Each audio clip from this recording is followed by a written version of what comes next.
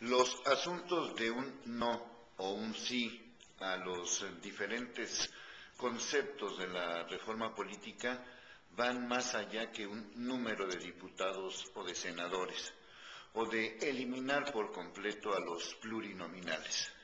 El concepto simplemente es sencillo. Los partidos políticos tienen demasiado poder. Los partidos políticos son quienes gobiernan a través de sus cuotas, a través de sus huesos y desde luego a través de sus propios intereses. Hace mucho tiempo que los intereses de la ciudadanía prácticamente no existen dentro de la política. Vamos a poner tan solo 3 ejemplos. El ejemplo número 1 tiene que ver con los matrimonios homosexuales.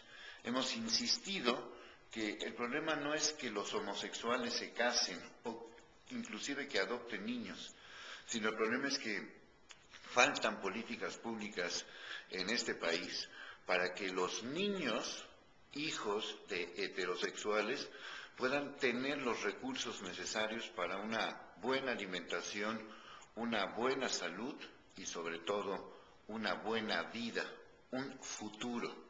Cada día en este país hay más pobres, cada día hay más obesos, cada día hay más desnutridos, cada día hay más niños delincuentes y todos ellos son hijos de heterosexuales.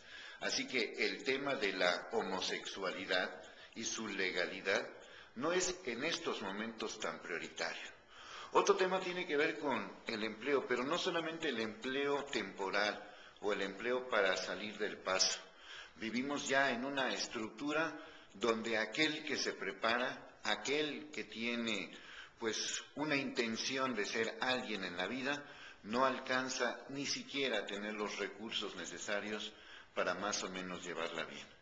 En ese sentido, las políticas públicas también deben de procurar por empleos, por mayor especialización en ciertos rubros y por analizar a fondo qué es lo que está pasando con nuestra educación, que lo único que está generando son licenciados en desempleo o preparatorianos que van a hacer trabajos técnicos.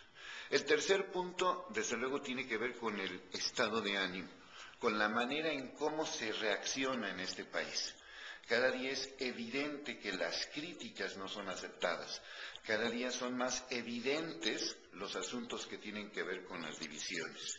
Y el no respeto al derecho ajeno que con tanto ahínco hemos estado defendiendo durante más de 150 años. Y desde luego no tomo el tema de la seguridad porque ese es un tema aparte. Sin embargo, detrás de la inseguridad hay corrupción y hay una falta de políticas públicas y también un pueblo desalentado.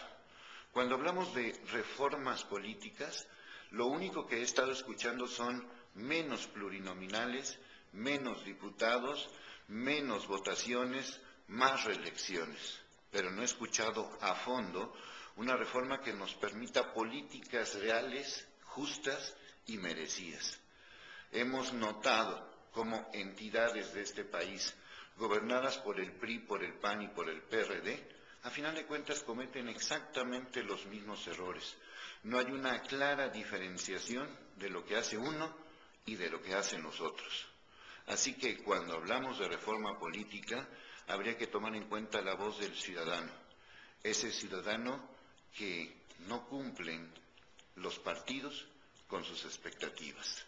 Al hablar de una reforma política real, deberíamos tomar en cuenta que el pueblo, en violencia, en salud, en educación, en economía y en otros asuntos, anda rezagado, está atrasado.